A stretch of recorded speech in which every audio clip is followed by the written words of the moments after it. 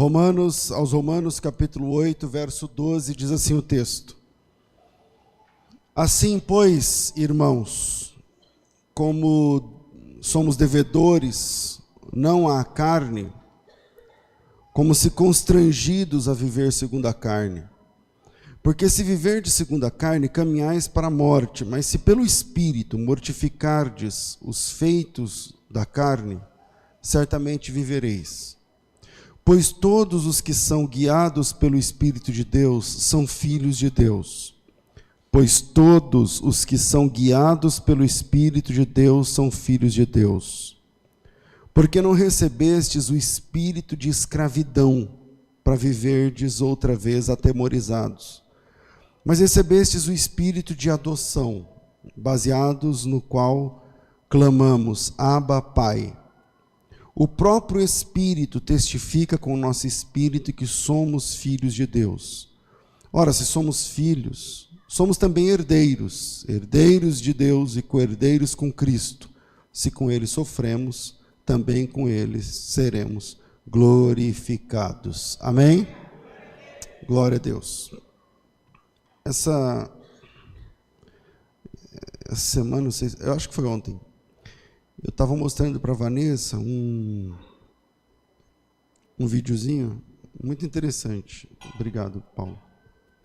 Muito interessante, de uma família que tinha um animal que é um castor, sabe o castorzinho? Que tem aquele rabo chato, assim, que constrói na represa. Constrói represas, né? E essa família criou esse castor desde bebê. E aí ele fica dentro da casa, tal. E ele, instintivamente, ele começou a construir uma represa. Tipo, ele nunca viu uma represa, entendeu? Ele nunca viveu na beira da... É hoje. É hoje, né? Ele nunca viu uma represa, ele nunca viveu na margem de um rio, ele nunca... Enfim, ele ficou na casa, a família achou ele bebezinho, ia morrendo, tal, levou ele, é o animal de estimação da família.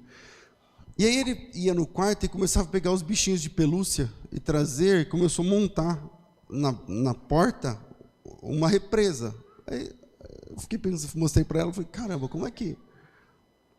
como a natureza é uma coisa forte, né? Como Deus colocou no DNA do animal, tipo, ele nunca viu um rio, nunca cavou um buraco, nunca viveu nas margens de um rio, nunca viu uma barreira, nunca viu uma barragem, mas castores constroem barragens. Isso faz parte da natureza de um castor.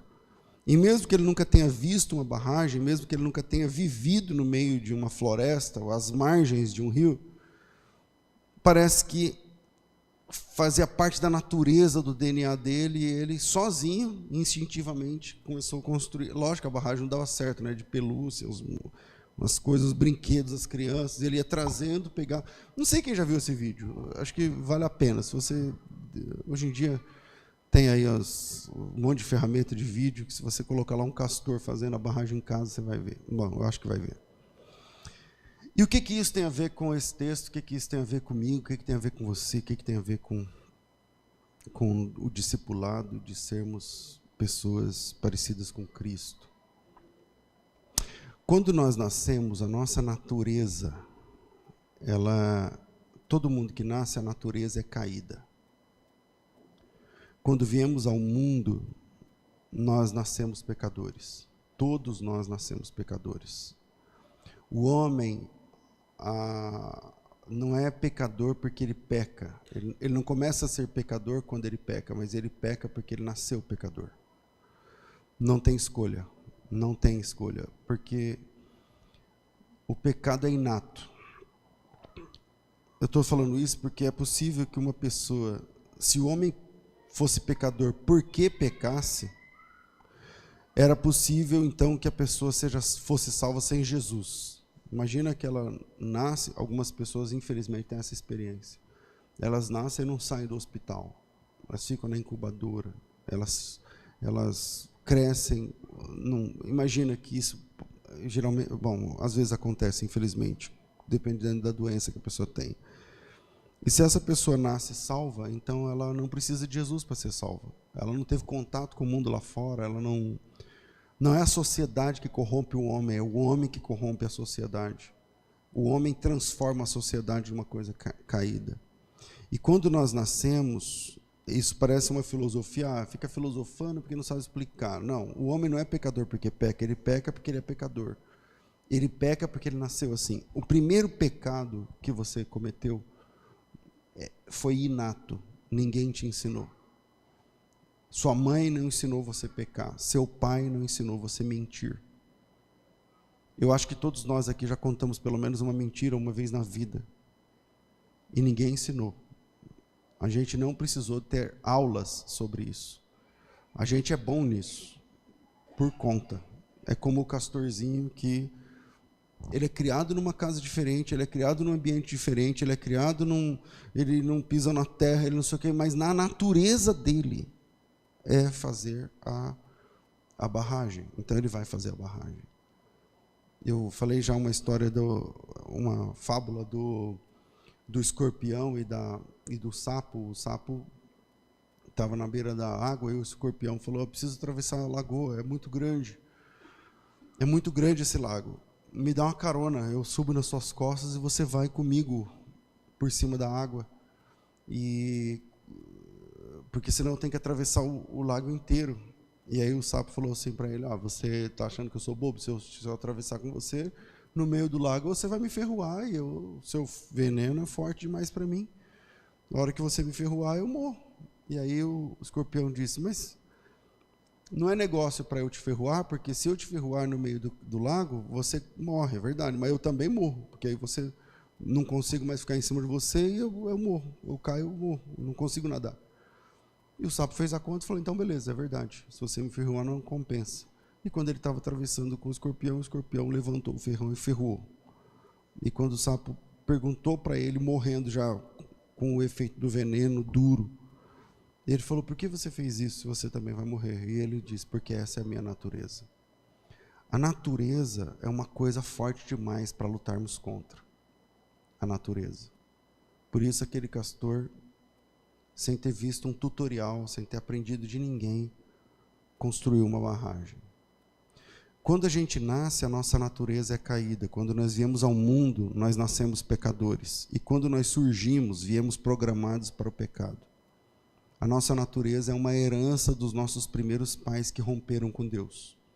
Adão e Eva romperam com Deus e todas as pessoas que nasceram de Adão e Eva nasceram caídos.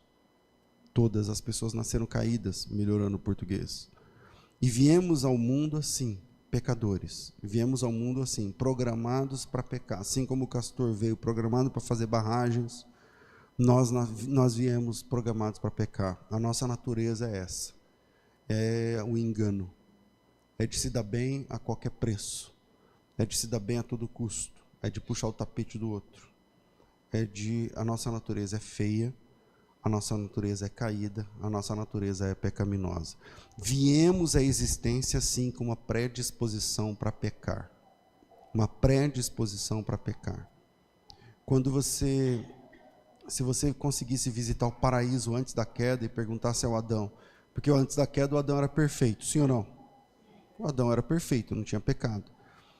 E se você viesse ao paraíso e perguntasse para o Adão: cara, como é ser perfeito? Como é obedecer o tempo todo? Como é não desobedecer? Como é não cair? O Adão não ia saber a resposta, porque a natureza dele era perfeita e para ele obedecer não é um exercício que dói, não é um exercício, não era um exercício.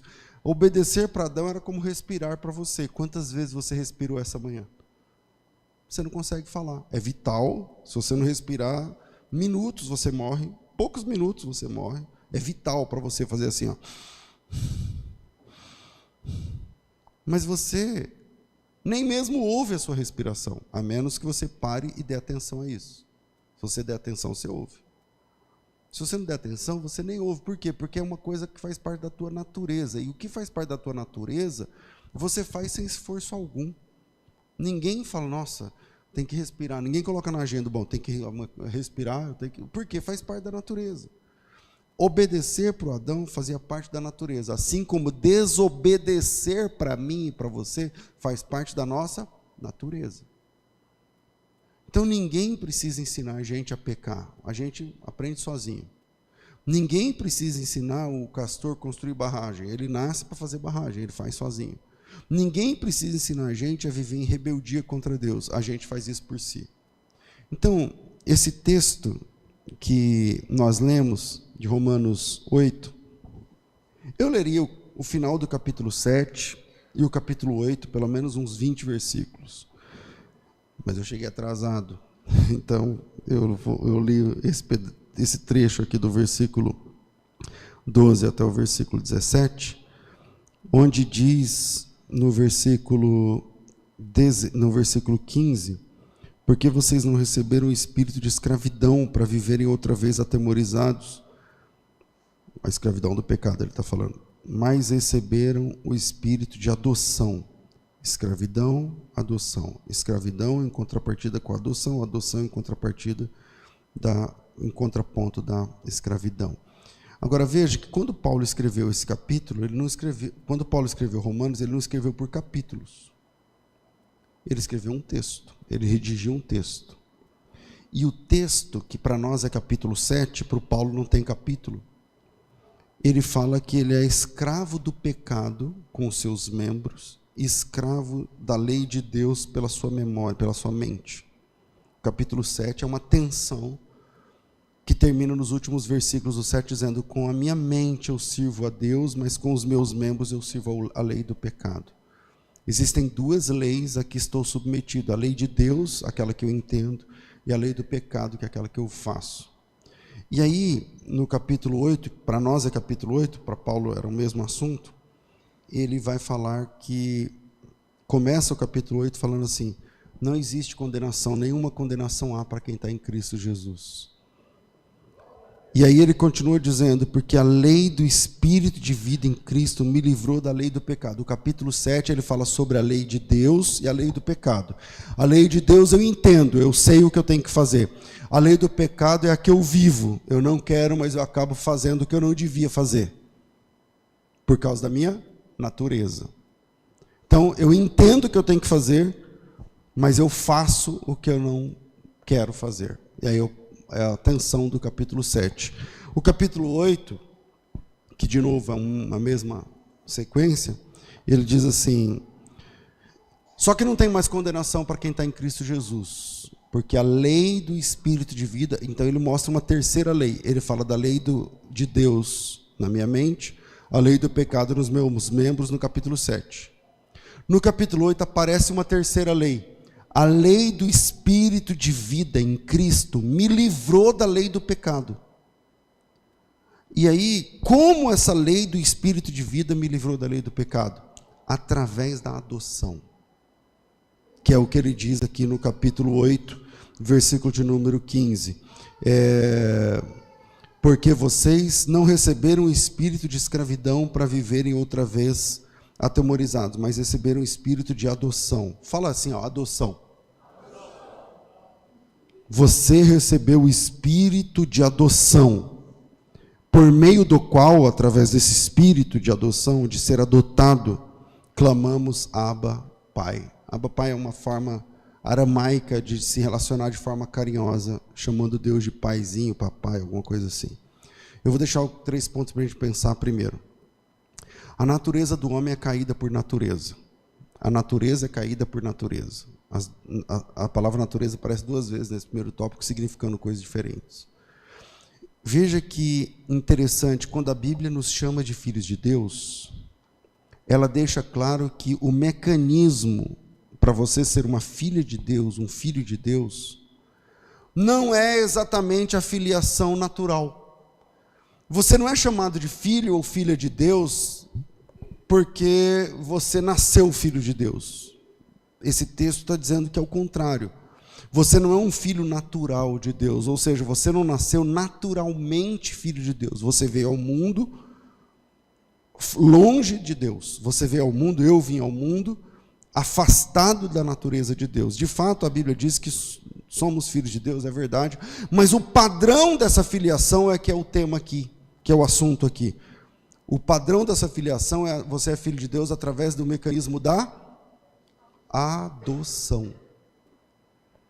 E vez após vez nas Escrituras, nós encontramos esse padrão de sermos filhos de Deus através da adoção. Acontece aqui em Romanos 7, Romanos 8, acontece em Romanos 9, acontece em Gálatas 4, acontece em Efésios 1. O tempo todo a Bíblia diz que você é filho de Deus através da adoção. Mas afinal, por que a Bíblia apresenta a minha filiação a Deus como sendo adotado? Porque quando eu conheço irmãos que foram adotados, pessoas que foram adotadas, e conheço pessoas que adotaram. E na cabeça, na nossa cultura, parece que o adotado é uma coisa, é um filho, mas não é igual, entendeu? É um negócio que é uma coisa diferente. É uma coisa diferente. Então, afinal, por que a Bíblia apresenta a minha filiação a Deus como sendo uma adoção? Por que Deus te chama de filho adotado? Por que Ele não chama logo? Por que Ele não fala, não, você é meu filho naturalmente? Então, em primeiro lugar, somos filhos adotados porque a Bíblia apresenta que a minha e a sua filiação de Deus, ela é através de um meio antinatural. Por quê? Porque a nossa natureza caída não é compatível com a natureza perfeita de Deus. Deus é perfeito. Amém, igreja? Ok. Mas nós não nascemos perfeitos. Nós podemos ter nascido fisicamente perfeitos, biologicamente perfeitos, mas a nossa natureza, o que está dentro de nós, eu disse agora há pouco, todo mundo aqui já contou uma ou mais mentiras. Mais, né? Vamos falar a verdade. Mais. Muito mais de uma, muito mais de duas, muito mais de 10, muito mais de 6. Aí você fala assim, tá, que dia sua mãe te deu um tutorial, uma aula de como enganar as pessoas? Sua mãe fez isso? Seu pai fez isso? Não, geralmente nosso pai e nossa mãe foram as primeiras pessoas que nós mesmos enganamos. No assunto mentira, as primeiras pessoas que nós enganamos foram nossos pais. Ou as pessoas mais próximas do nosso convívio. Porque a nossa natureza começa a se aflorar e as pessoas que estão mais próximas são as primeiras vítimas da nossa natureza caída. Então, por que a Bíblia chama a mim e a você de filhos de Deus, mas através do mecanismo da adoção? Em primeiro lugar, porque a nossa natureza caída não é compatível com a natureza perfeita de Deus. Não bate. Não bate. Pensa do ponto de vista da fisionomia. Quando você tem um filho adotado, geralmente ele não tem exatamente as mesmas características sei lá, o nariz, a boca, a cor da pele, o cabelo, os olhos, alguma coisa, a altura, não é exatamente igual à família. Então você olha e fala assim, não sei, tem alguma coisa, tem alguma diferença. Mas eu estou falando de alguma coisa que não dá para ver na aparência.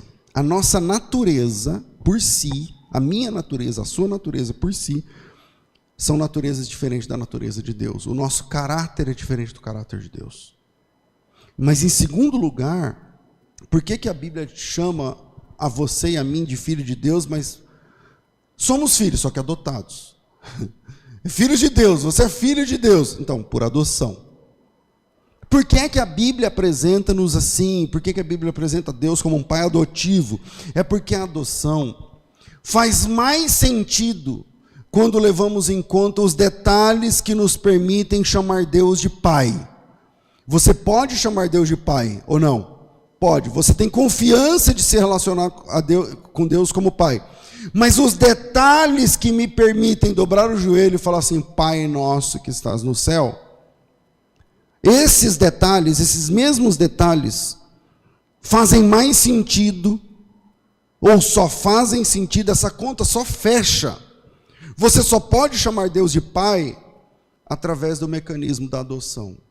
Por exemplo, o que é ser salvo? A palavra grega no Novo Testamento, para dizer que fomos salvos, resgatados, comprados, é a figura do resgate, cara. Você foi resgatado, resgatados fomos. E o resgate tem tudo a ver com adoção, e não exatamente com a filiação natural. Porque se ele me resgatou, como? Se ele já é meu pai? Ele é meu pai, eu nasci filho de Deus. Por que ele teve de me resgatar de quem? Se eu já sou filho dele. Então, ser salvo significa ser resgatado. Ele nos resgatou por sua infinita graça. Aqui no Brasil existe o Conselho Tutelar. O Conselho Tutelar tem poder de resgate.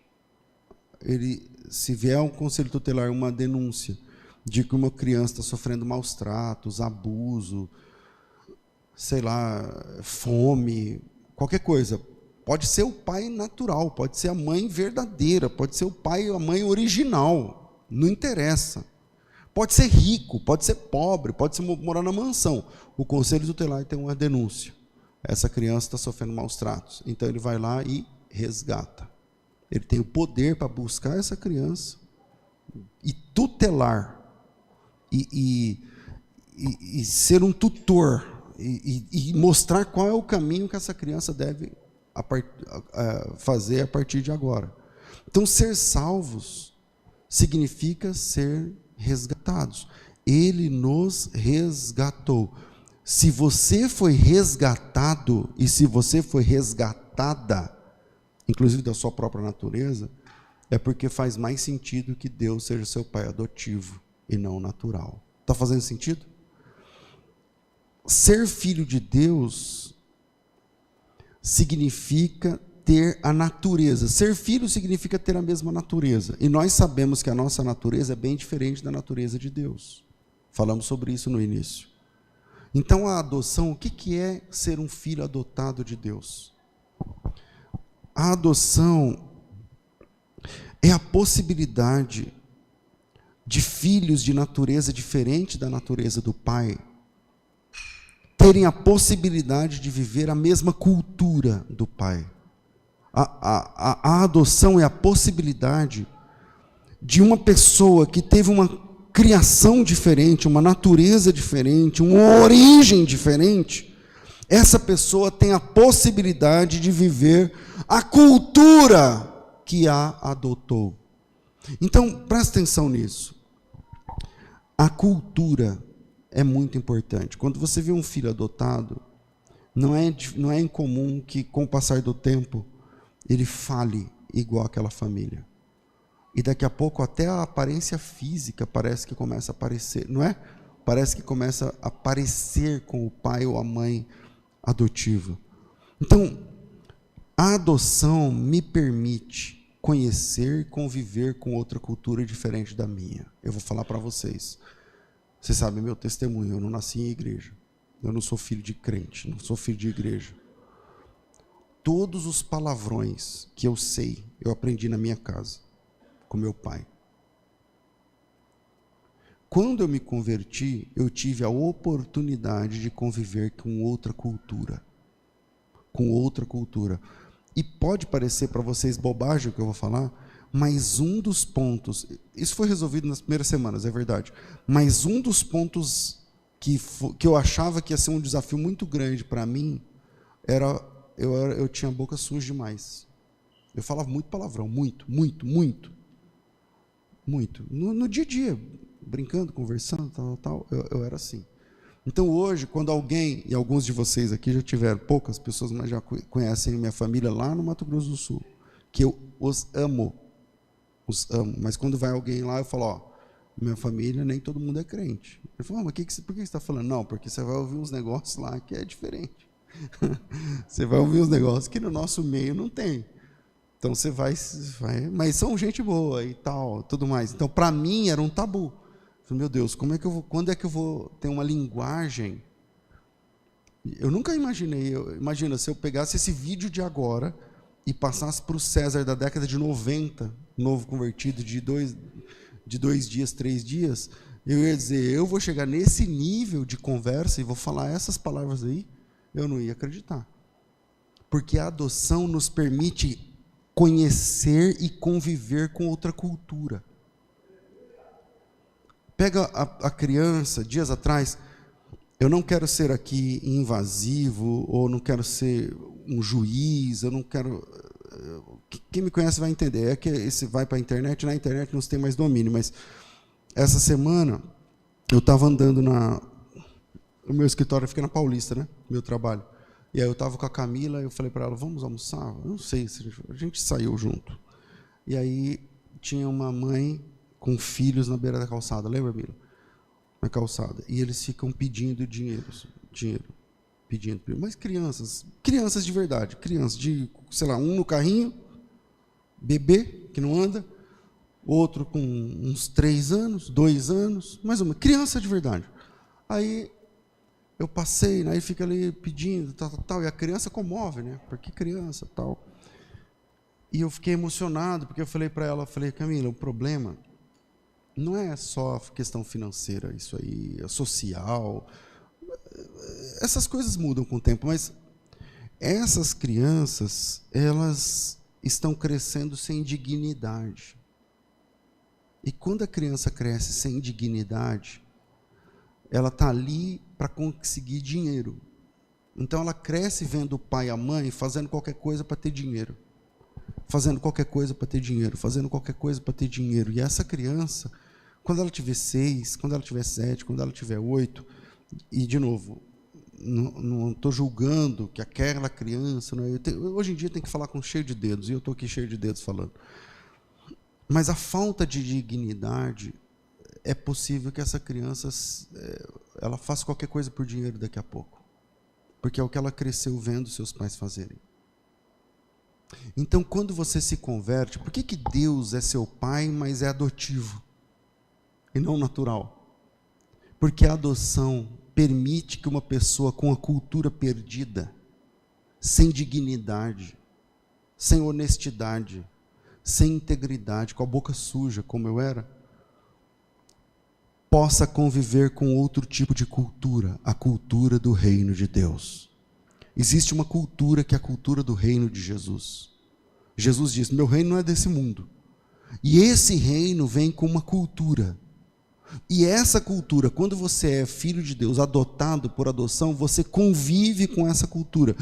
Eu, por exemplo, fui criado numa cultura completamente diferente da cultura do reino de Deus. E quando Deus me adotou como filho, eu fui submetido ao contato com essa outra cultura, que não era a mesma que estava na minha mente, que não era a mesma que estava na minha memória afetiva, que não era a mesma que estava no meu coração. Sendo assim, a adoção é a chance da natureza caída conviver com uma nova natureza, uma nova cultura, uma cultura diferente à cultura que ele foi submetido a vida inteira. Está entendendo por que Deus é nosso pai por adoção? Porque ele está primeiro por conta do resgate. Ele pega essa que não tinha dignidade, não, está errado. Você vai vir para aqui para a cultura do reino. E na cultura do reino você é submetido ao convívio. Quanto mais novinho você chegar, melhor. Mas tem gente que se converteu velho, já de cabelo branco, está tudo bem. Mas você vai se submeter, ou ser submetido ou submetida ao convívio da cultura do reino do nosso pai adotivo. Ele vai dizer assim, lá é assim que funciona, mas aqui é assim, ó. É assim que você vive. Por assim dizer, a adoção é a chance de sermos um novo tipo de gente, diferente do tipo de gente que a gente era antes de sermos adotados por Deus. De vez em quando, a gente fica sabendo de filhos adotivos que, ao descobrirem a adoção, se revoltam contra os pais. Já ouviram isso? Eu, particularmente, não vejo razão, primeiro, para que os pais escondam dos filhos que são adotados. Aqui na igreja, nós temos casos de adoção emblemáticos, porque o pastor Jonas, por exemplo, é adotado, né, Jonas? Não sei se vocês... Quem não sabia? Levanta a mão. Uma galera. A Ângela não é mãe dele, natural, mas adotado. Com quanto tempo você foi adotado? 3 dias de nascido. Alguém tem dúvida que ela que é a mãe dele? E quando a pessoa é adotada, ela vem para... Eu adotei, então você vem para a minha cultura. Hoje o Jonas é pastor. Ele seria se ele não fosse adotado? Difícil dizer. Difícil dizer. Mas o Jonas é quem ele é por causa dessa mulher que está sentada do lado dele. Então eu particularmente não vejo... Você soube desde pequeno, Jonas? Eu não vejo particularmente motivos para que os pais adotivos escondam dos filhos que adotaram. Eu não vejo. Particularmente, se eu adotar alguém, eu tenho essa vontade, mas eu tenho vontade de adotar. Se eu adotar, eu vou dizer, desde pequeno, enfim. Então eu não vejo motivo para esconder dos filhos a verdade por trás da história de cada um deles.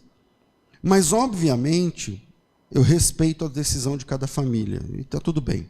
Até porque eu não conheço profundamente os detalhes que envolveram aquela adoção, aquela decisão. Mas, ainda assim, eu não consigo, sinceramente, compreender como um filho adotado pode se revoltar contra o pai adotivo pelo simples motivo de tê-lo adotado. Você me resgatou, como assim? É uma conta para mim que não fecha, porque na maioria das vezes a família optou por adotar justamente para dar mais condições, inclusive financeiro, social, para o adotado. Mas vamos falar sobre sermos filhos de Deus através do mecanismo da adoção. É diferente, ser filho adotado é diferente de ser filho legítimo, natural, em alguns aspectos, porque isso é uma verdade profunda sobre Deus se apresentar como meu pai através da adoção. Porque isso significa que Ele me escolheu. E isso, para mim, muda tudo. Isso muda tudo. Um filho natural pode dizer para o pai assim, eu não pedi para nascer. E eles dizem isso para o pai. Mas o filho adotivo não pode falar isso para o seu pai. Por quê? Porque o pai adotivo escolheu aquela criança para cuidar e para criar. E existem verdades profundas sobre... Então, a partir de hoje, cara, saia daqui essa manhã dando glória a Deus porque você foi adotado e não legítimo. Porque tem muita coisa que envolve essa questão do mecanismo da adoção. Isso é uma verdade profunda sobre Deus se apresentar na Bíblia como meu pai através da adoção, porque isso significa que Ele me escolheu, isso significa que Ele escolheu você, e isso muda tudo. Isso muda tudo. Você não pode dizer para Deus, eu não pedi para o Senhor. Não, Ele escolheu você. A sua natureza não é a dele. O que corre na sua veia não é igual dele. A natureza que você tem, as suas tendências morais não são as de Deus. E mesmo assim, Ele quis você. É possível existir um filho indesejado a partir de uma filiação natural. Caramba, ficou grávida. Mas não existe filho adotivo indesejado. Não dá. Não dá. Porque toda adoção exige desejo, planejamento e vontade ativa. Você pode ser pai e não querer ser pai. Você pode até, não é que o filho é indesejado, mas você não planejou. Você pode ser pai, eu tive 2 filhos, nenhum deles eu planejei a data. Vieram, amamos, que bom, glória a Deus, vai chegar e tudo mais, mas a gente não estava pronto. Então, ser filho planejado e ser filho querido são coisas distintas. Meus filhos são queridos, mas não planejei a data. Alguns planejaram, vou parar de tomar remédio, vou não sei o quê, porque no mês tal, beleza, admiro, não dei conta de fazer assim. Mas naturalmente você pode ter filhos legítimos não desejados. Ou você pode ter filho desejado, mas não planejado. Estou sendo claro? Nenhum desses quadros se aplica à adoção.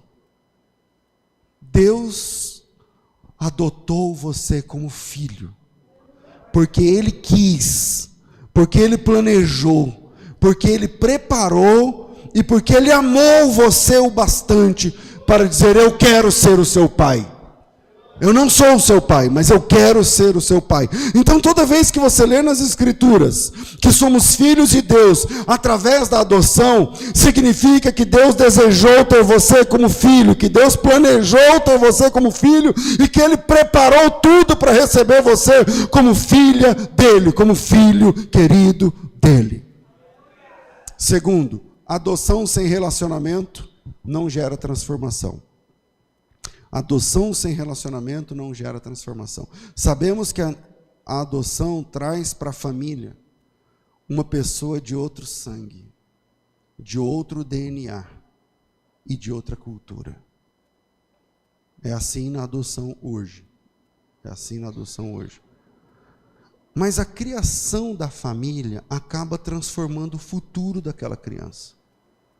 Você pode adotar uma criança lá do norte, do sul, sei lá, de qualquer lugar, e você mora no Rio de Janeiro, ele vai falar igual carioca.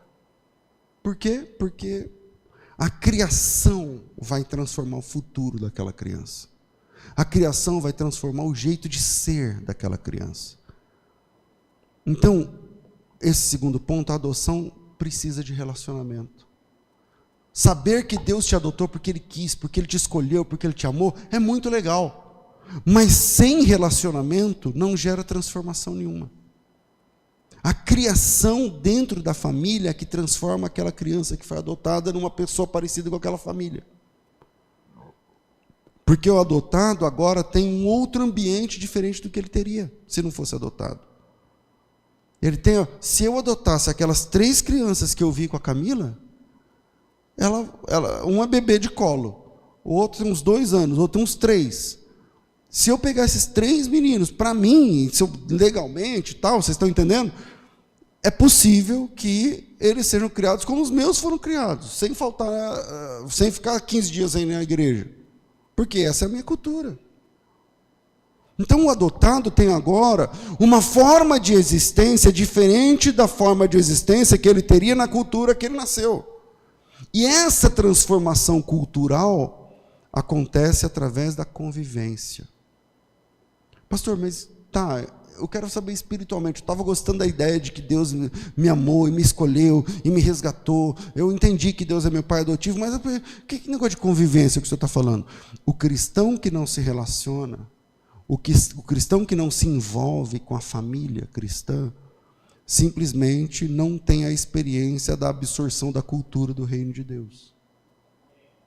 Você não tem. Como foi que Jesus ensinou seus discípulos? Ele deu um tutorial? Não. Ele deu um curso de 10 semanas? Não. Como foi que Jesus ensinou seus discípulos a cultura do reino? Ele disse, o meu reino não é desse mundo. Aí ele vem dizendo, a primeira pregação de Jesus, falei sobre isso acho que no domingo passado, eu não lembro, a primeira pregação de Jesus é, o reino de Deus está próximo. Quando é que começa o reino? Quando é que começa? Depois ele vai dizer, o reino de Deus está dentro de vocês. Acho que foi numa quinta, eu não lembro. Mas, como é que Jesus ensina a cultura do reino para esses discípulos? Convivendo 24 horas por dia com esses caras durante mais de 3 anos. Como é que essas pessoas, me falta aqui o texto, a referência, tá? Mas lá em Atos dos Apóstolos, a Bíblia diz que sabiam que eles eram pessoas iletradas, mas perceberam pelo jeito de falar que eles tinham estado com Jesus. Como? Através da convivência. Não é um negócio espiritual. Não é um negócio que você fala assim, então põe meu nome aí, eu quero. Como é que faz? Tem que batiza. Não, me batiza. Aí você batiza e some e vem para a igreja uma vez a cada mês na ceia. Tem gente assim que vive de ceia em ceia. Tem gente que vive de ceia em ceia. E quer que eu te digo? Eu não estou nem aí. Você quer viver de ceia em ceia, minha igreja? Você é bem-vindo. Senta aí e vem só na ceia. Só tem um problema. Você nunca vai absorver a cultura do reino de Deus, cara. Você não vai falar como eles falam. Você não vai sentir o que eles sentem. Você não vai viver o que eles vivem. Por quê? Porque falta convivência. Como Jesus explicou e ensinou a cultura do reino? Vivendo 24 horas por dia com esses caras durante mais de 3 anos. Por isso eles passaram a falar como Jesus falava. E Jesus ensinou que isso precisa ser passado à frente. Mateus 28:19, palavras de Jesus. Portanto, ide, fazei discípulos de todas as nações, ensinando-as a guardar todas as coisas que vos tenho mandado, e eu estarei com vocês todos os dias. Isso fala de convivência. Convivência com Deus e convivência com a cultura do reino de Deus. Convivência com Deus e convivência com a cultura do reino de Deus.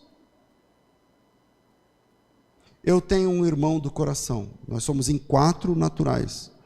E um que veio depois, que não é do meu pai nem da minha mãe. Não me falta tempo para dar aqui os detalhes. Ele tem o pai dele e a mãe dele natural. E ele tem o meu pai e a minha mãe, que chamava de pai e de mãe. O nome dele é Diego, já veio aqui na igreja, há muitos anos.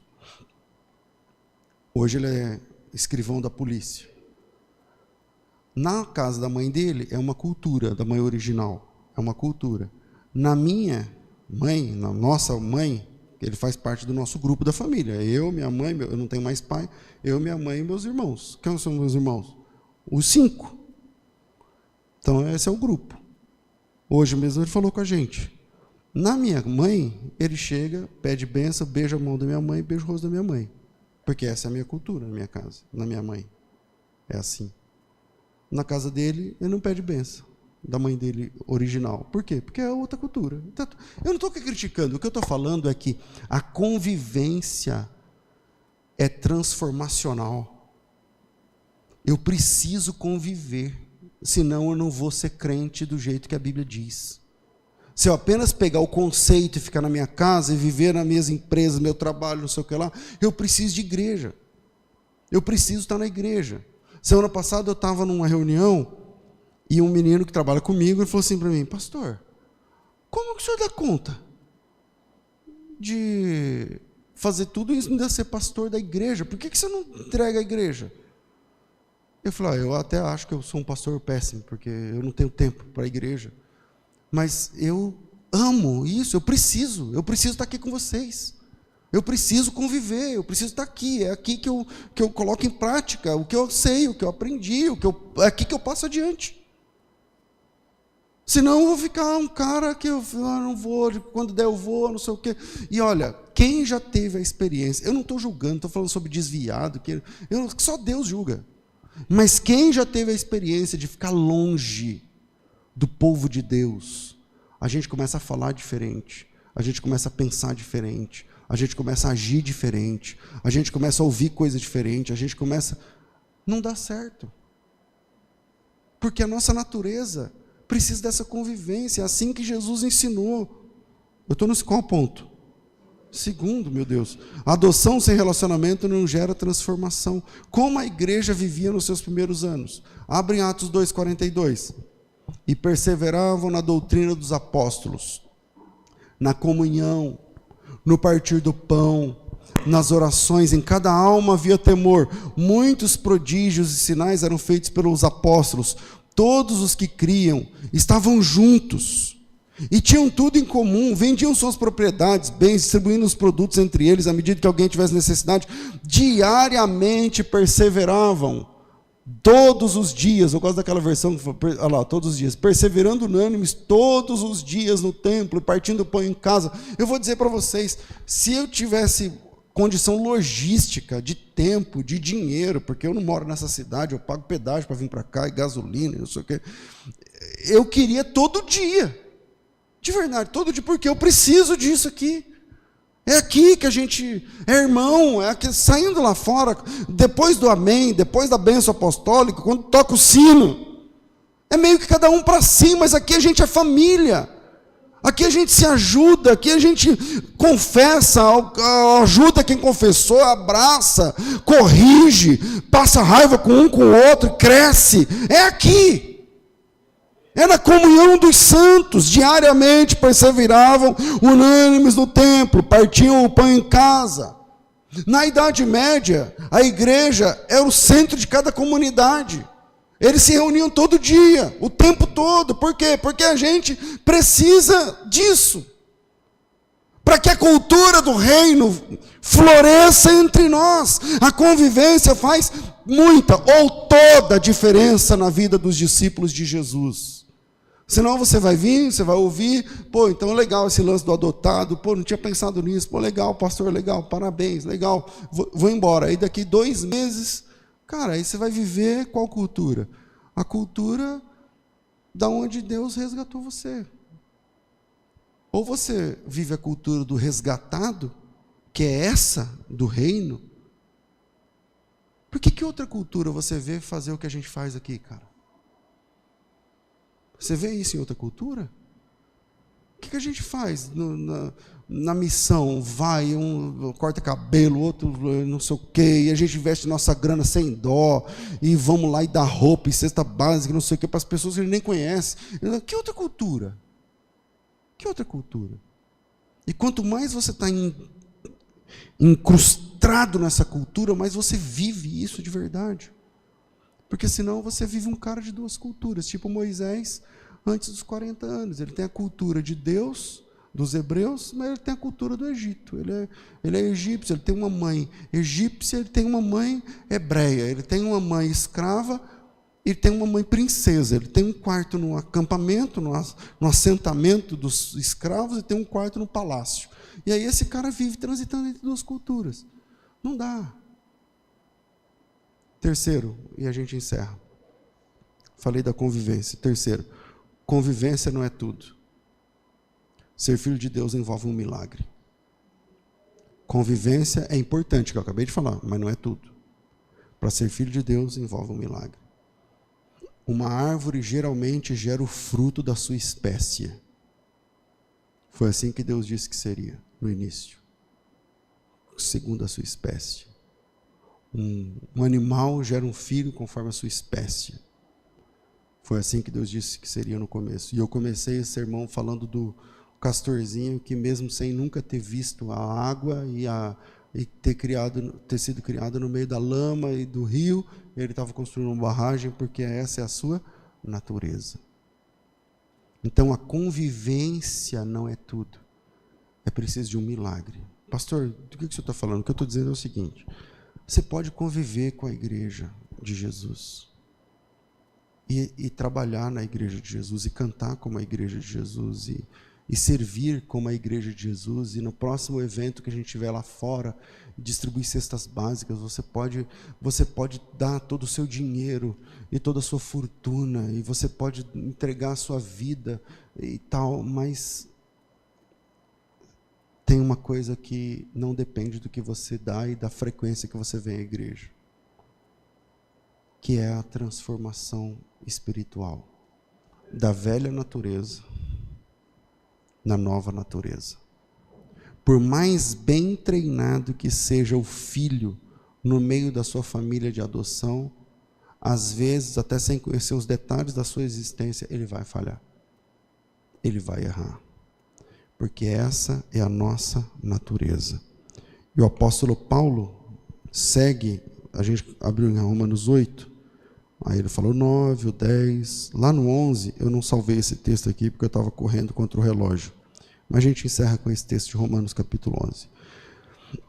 Lá em Romanos capítulo 11, ele fala assim, versículo de número, deixa eu achar aqui, 13. Dirijo-me a vocês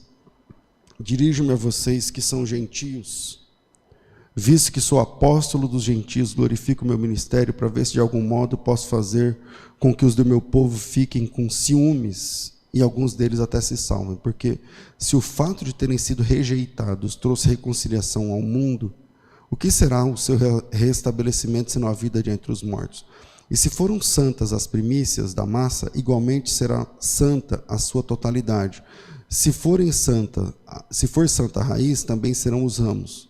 Se, porém, alguns dos ramos forem quebrados, e você, sendo oliveira brava, foi enxertado no meio deles e se tornou participante da raiz e da seiva da oliveira, pega esse verso 17. Ele está dizendo, tem uma oliveira é a árvore da azeitona. Aí ele diz assim, eu falei 17, se alguns dos ramos da oliveira foram quebrados, então quebram, tem galho que não prestava e foi jogado fora. E você foi enxertado. Essa palavra é uma palavra teologicamente irmã. Eu não estou falando do ponto de vista lexicográfico, estou falando do teológico, o significado teológico. O enxertado aqui é uma palavra irmã do adotado. O que é o adotado e o que é o enxertado? O adotado é um filho de outra cultura, de outro sangue, de outro DNA, que é tirado de lá, resgatado e colocado nessa cultura e é criado aqui. É o que a gente estava falando agora. O que é o enxerto? É um galho de uma árvore de outra natureza, com outro histórico, que é quebrado e enxertado e colocado no tronco de uma outra árvore. É ou não é mais ou menos a mesma ideia? É mais ou menos a mesma ideia. E aí ele diz assim, e galhos da oliveira foram quebrados, e você sendo uma oliveira brava, ou seja, você sendo uma árvore que não presta, a oliveira brava, ela parece a oliveira, mas ela dá uma fruta amarga que não serve. Não dá certo. Não é azeitona. É um fruto diferente. E ele diz assim, ele tirou os ramos naturais, e você, que era uma oliveira brava, cujos frutos não serviam, foi enxertado no lugar deles, se tornando participante da raiz e da seiva da oliveira. Quando esse galho da oliveira brava é enxertado na oliveira verdadeira, então é possível que os frutos sejam transformados. Isso nos leva para essa última verdade desse sermão. Convivência não é tudo. Você pode conviver com a gente, e eu disse, eu preciso da convivência. Eu não consigo ficar firme fora da igreja. Eu sou um homem da igreja. Eu preciso da igreja. Eu preciso conviver com vocês. Eu aprender com vocês. Trocar experiências com vocês. É isso. Eu preciso disso. Sou carente disso. Longe, eu saio fora. Eu não vou vingar. Mas isso não é tudo. Além da convivência, ser filho de Deus por adoção precisa de um milagre. Qual é o milagre, pastor? O milagre do enxerto. É quando a árvore que não presta, que sou eu, o galho que não presta, que sou eu, é quebrado lá e trazido, esse é o resgate, e trazido e enxertado, para fazer o enxerto, a árvore principal que vai receber o galho, primeiro ela precisa ser machucada. Não dá para você pegar, o pastor Djalma manja disso mais que eu, não dá para você pegar o galho lá e só colocar em cima da casca e tampar com esparadrapo, que não vai funcionar. Primeiro tem que machucar a árvore que vai receber o enxerto. E depois você pega aquele que está machucado lá, o machucado com o machucado, e cola. E tampa. E espera que aconteça o que só Deus pode fazer. Que é um milagre. Por isso o apóstolo Paulo fala assim, que quando nós nascemos, em Coríntios capítulo 5, as coisas velhas se passaram e eis que tudo se fez novo. E aí a figura agora é de nova criatura. Nova criatura. O que é uma criatura? O que é uma criatura? É um ente. É um ser. O que é uma nova criatura? É um ser que não é mais aquele, é diferente. É uma nova criatura. As coisas velhas passaram. Quando Nicodemos foi à casa de Jesus, Jesus falou, cara, você precisa nascer de novo. Ele falou, como eu vou nascer de novo? Vou entrar na barriga da minha mãe? No ventre da minha mãe por baixo? Não tem como, eu sou um homem adulto. Como vai funcionar? E Jesus vai falar sobre o milagre da conversão. Convivência é uma bênção. Eu preciso, você precisa. Tome tento do que você está ouvindo aqui. Qual é a sua frequência de congregar, de estar junto, de se envolver com o ministério? Você muda isso hoje. Muda isso hoje. Porque se você não mudar isso hoje, a cultura lá de fora vai vencer. E você vai ser submetido sempre àquela cultura, sempre àquela cultura, sempre àquela cultura, e a nossa não entra em você. Então a cultura é tudo. E só tem cultura na convivência. Mas a convivência também não é tudo. Você precisa de um milagre. E o milagre é o que a Bíblia chama de novo nascimento. É quando o galho que não presta é quebrado e colocado no tronco da oliveira verdadeira, que foi ferido para te receber. Ele foi ferido para receber você. Está lá em Isaías 53. Ele foi ferido pelas nossas transgressões. Ele foi moído pelas nossas iniquidades. Se você não fizer um corte na árvore que vai receber o galho que não presta, ela não vai transfundir a seiva que o apóstolo fala aqui. Que nós sendo oliveira brava, Fomos enxertados na oliveira verdadeira, na oliveira cultivada, para que através da seiva, versículo, porém alguns dos ramos foram quebrados, tu, sendo oliveira brava, fostes enxertado em meio deles, e te tornasse participantes da raiz, da seiva da oliveira. Só é possível que a seiva da oliveira atravesse da árvore boa para o fruto, para o galho que não presta, através da ferida, senão a seiva não atravessa. Estou me fazendo entender? Cristo foi ferido só para receber você. Cristo foi ferido. Ele é a oliveira verdadeira, que ferido está pronto para receber um galho que não presta, como a mim e como você, como eu e como você. E quando ele recebe esse galho, a seiva que sai da oliveira verdadeira e entra no galho que não presta, consegue transformar o fruto.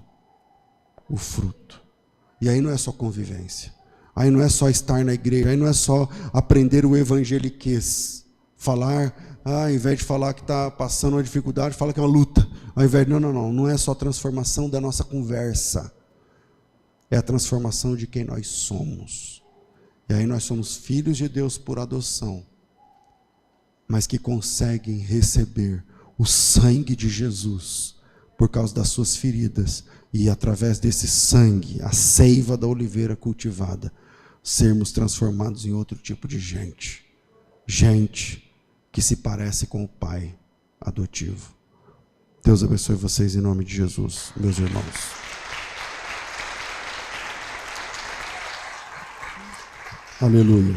Vamos ficar de pé. E vamos ao Senhor em oração, pedindo ao Senhor que trate conosco a respeito do ofertório. Hoje é a última chance de ofertar no mês de outubro. Essa igreja tem mais não sei quantas filiais, congregações, pontos. No mês de outubro, como você se comportou no ofertório?